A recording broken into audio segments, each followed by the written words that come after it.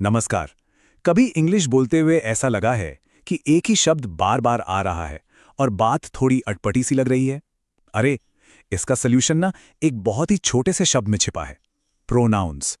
आज हम यही समझेंगे कि कैसे ये छोटे छोटे शब्द आपकी इंग्लिश को एकदम स्मूथ और इंप्रेसिव बना सकते हैं। तो चलिए इस बहुत जरूरी टॉपिक को अच्छे से समझते हैं। तो आज हम क्या क्या करने वाले हैं? सबसे पहले हम ये देखेंगे कि भाई प्रोनाउंस की आखिर जरूरत ही क्यों पड़ती है। फिर समझेंगे कि ये होते क्या हैं, इनके 8 मेन टाइप्स कौन कौन से हैं, इन्हें सही से यूज करने के रूल्स क्या हैं और वो कौन सी कॉमन मिस्टेक्स हैं जिनसे हमें बचना है। और हाँ, आखिर में एक छोटा सा टेस्ट भी होगा। तो चलिए शुरू करते हैं। जरा इस सिचुएशन को देखिए। कोई कहे, Riya is my friend, Riya is very kind. सुनने में थोड़ा रेपिटेटिव लग रहा है ना? बार बार रिया रिया। अब जरा इसे सुनिए। Riya is my friend, she is very kind. देखा, बस रिया की जगह शी लगा दिया और सेंटेंस कितना नेचुरल और स्मूथ हो गया। यही तो है प्रोनाउंस का जादू। तो चलिए मिलते हैं हमारे आज के हीरो से, प्रोनाउन। और इसे सेंटेंस सेवर कहना बिल्कुल भी गलत नहीं होगा। ये सच में वो शब्द हैं जो हमारे वाक्यों को बार बार दोहराव से बचाते हैं और उन्हें बेहतर बनाते हैं। तो इसकी ऑफिशियल डेफिनेशन क्या है? A word that is used in place of a noun to avoid repetition. मतलब बिल्कुल सीधा सा हिसाब है।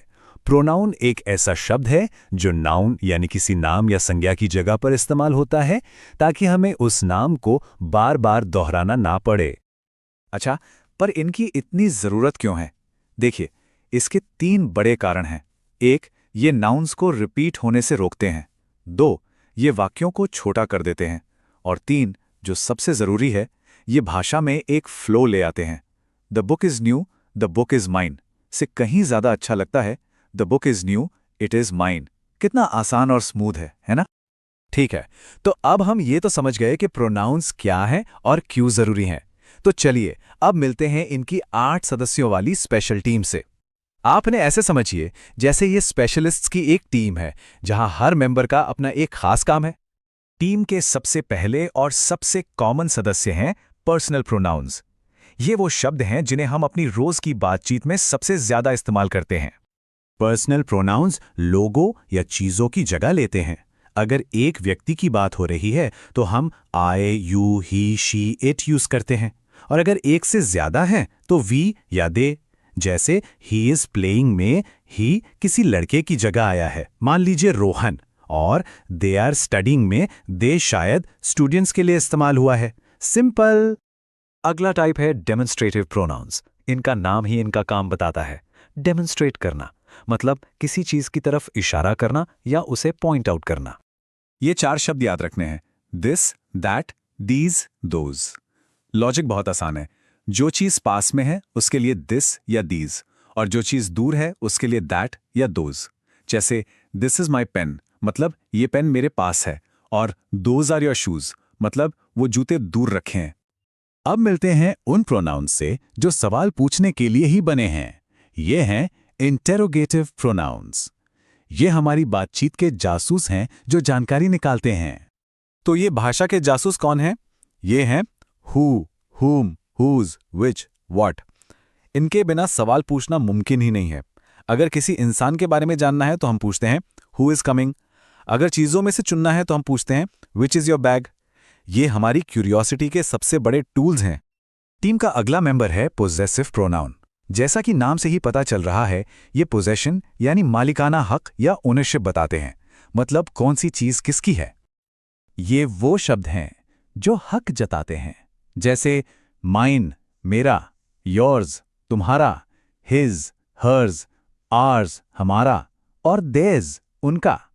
जैसे दिस बुक इज माइन का मतलब है ये किताब मेरी है, इस पर मेरा हक है। अब आते हैं रिफ्लेक्सिव प्रोनाउंस पर। इन्हें समझने का सबसे अच्छा तरीका है एक आईना। सोचिए, जो भी एक्शन सब्जेक्ट करता है वो घूमकर वापस उसी पर रिफ्लेक्ट हो जाता है, यानी काम करने वाला और जिस पर काम हो रहा है वो एक ही है। इनकी पहचान बहुत आसान है। इनके आखिर में सेल्फ या सेल्व्स लगा होता है, जैसे my self, your self, himself. Hindi में इसका मतलब होता है खुद या स्वयं। जैसे आई हर्ट माई सेल्फ, यानी मैंने खुद को चोट पहुंचाई। काम भी मैंने किया और चोट भी मुझे ही लगी। हमारा छठा प्रकार है इंडेफिनिट प्रोनाउंस। यहां इंडेफिनिट का मतलब ही है कि कुछ पक्का नहीं है। ये किसी खास व्यक्ति या चीज की बात नहीं करते, बल्कि एक जनरल तरीके से बात करते हैं। तो हम इनका इस्तेमाल तब करते हैं जब हमें पक्का पता नहीं होता कि हम किसकी बात कर रहे हैं। शब्द जैसे someone, everyone, nothing, many। जैसे someone is at the door, मतलब दरवाजे पर कोई है, पर कौन है ये नहीं पता। सी indefinite। आखिर में दो और काम के टाइप्स को फटाफट देख लेते हैं। पहले हैं रिलेटिव प्रोनाउंस। ये ना वाक्यों को जोड़ने वाले पुल की तरह काम करते हैं। शब्द हैं who, which, that। जैसे the man who called is my teacher. यहां हु ने दो बातों को एक साथ जोड़ दिया। फिर हैं डिस्ट्रीब्यूटिव प्रोनाउंस, जैसे ईच, एवरी, आइदर। ये एक ग्रुप में से हर सदस्य की अलग अलग बात करने में मदद करते हैं। जैसे each of the students received a prize. तो हमने सारे टाइप्स तो देख लिए, पर सिर्फ जानना काफी नहीं है, उन्हें सही तरीके से इस्तेमाल करना वो असली चीज है। तो चलिए अब कुछ जरूरी नियमों पर ध्यान देते हैं। The pronoun rule book. सबसे पहला और सबसे जरूरी नियम है प्रोनाउन अग्रीमेंट। इसका फंडा बहुत ही सिंपल है। जैसा नाउन वैसा प्रोनाउन। अगर नाउन सिंगुलर है जैसे रवि, तो प्रोनाउन भी सिंगुलर होगा, यानी ही। अगर नाउन प्लूरल है जैसे स्टूडेंट्स, तो प्रोनाउन भी प्लूरल होगा, यानी दे। और हां, जानवरों या बेजान चीजों के लिए हम इट का इस्तेमाल करते हैं। चलिए अब कुछ आम गलतियों से बचते हैं। एक बहुत ही क्लासिक गलती है me and Riya are going कहना। सही तरीका है Riya and I are going. इसको याद रखने की एक जबरदस्त ट्रिक है।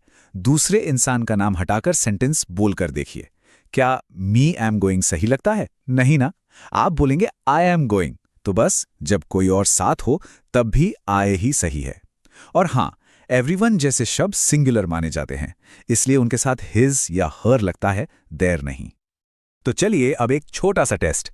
इस वाक्य को देखिए, दीज आर माइन। सोचिए इसमें कौन कौन से प्रोनाउंस छिपे हैं और किस टाइप के हैं। सोच लिया? ओके, इसमें एक नहीं बल्कि दो प्रोनाउंस हैं। पहला है दीज, जो कि एक डेमोन्स्ट्रेटिव प्रोनाउन है, इशारा कर रहा है। और दूसरा है माइन, जो कि एक पॉजेसिव प्रोनाउन है, हक बता रहा है। अगर आपने दोनों पहचान लिए तो बहुत बढ़िया। तो जैसा कि हमने देखा, प्रोनाउंस सिर्फ ग्रामर के नियम नहीं हैं, ये तो इफेक्टिव कम्युनिकेशन की चाबी हैं। तो मैं इस चर्चा को एक सवाल के साथ खत्म करना चाहूंगा।